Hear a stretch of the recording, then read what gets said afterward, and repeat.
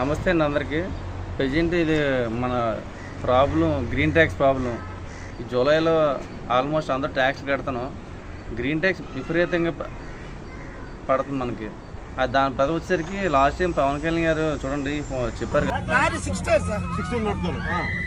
Green tax sir. Tamil Nadu 200 కట్టుకుంటారు, హైదరాబాద్ 500. కనీసం మన ఆంధ్రప్రదేశ్ 1000 రూపాయలు కట్టుకుని బాధ అనిపిస్తుంది సార్. 6,660 రూపాయలు సార్. 6,660 రూపాయలు సార్. 500 రూపాయలు తెలంగాణలో 6,000.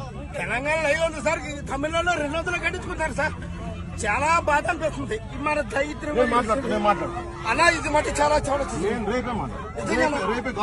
అలా ఇది మాట్లాడిన దాన్ని బట్టి చూస్తే తగ్గిస్తా అన్నారు. వచ్చేసరికి కేరళలో 200 పడుతుంది.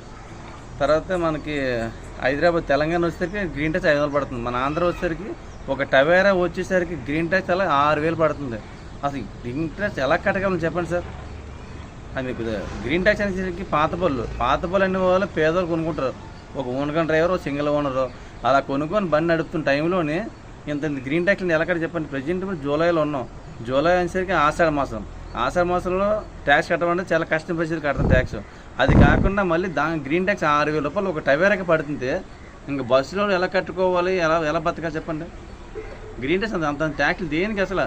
ప్రతిది బతికించింది మేమే. రోడ్ ట్యాక్స్ కడతాము, మా నార్మల్గా టోల్కి కడతాము, ఇన్సూరెన్స్ కడతాము, ఎన్ని ట్యాక్స్ కట్టి వస్తున్నాం, డీజీలో కడతాను, ఎన్ని ట్యాక్స్ కడతాను. ఈ గ్రీన్ ట్యాక్స్ కూడా మా మీద వేసేయాలా? మేము బతకొద్దండి. ఇంకా చాలా బాధ అనిపిస్తుందండి. ఇప్పుడు దాన్ని కట్టాలా వదిలేయాలా అని తలనొప్పి వచ్చేస్తుంది. ప్రెజెంట్ ఆషాఢ మాసంలో ఉన్న ఇబ్బందులు ఉన్నాం. మామూలు ట్యాక్స్ కట్టడానికి చాలా ప్రాబ్లమ్స్ ఉన్నాయి. అలాంటి గ్రీన్ ట్యాక్స్ డబల్ పడుతుంది.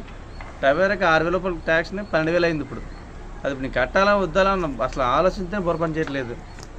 ఇది పైన పవన్ కళ్యాణ్ గారు లాస్ట్ టైం మీరు ఒక మాట ఇచ్చారు. ఆ మాట కొంచెం నిలబెట్టుకోండి సార్. మీ గౌరవం ఉంటుంది, మేము కొద్దిగా ఆనందపడతాం సార్ మిమ్మల్ని గెలిపించేందుకు. ధన్యవాదాలండి.